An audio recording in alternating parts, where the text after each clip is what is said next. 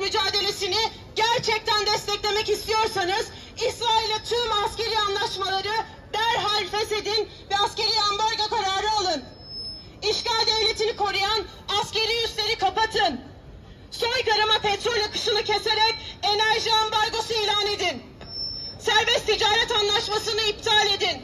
Siyonistlerle ticareti engelleyin. İşgal devletiyle tüm diplomatik ilişkileri kesin. Kendi kararını verecek. Filistin dostu mu olacak? Yoksa Filistin düşmanı mı olacak? Siyonizmin, emperyalizmin dostu mu? Filistin halklarının, dünya halklarının dostu mu olacak?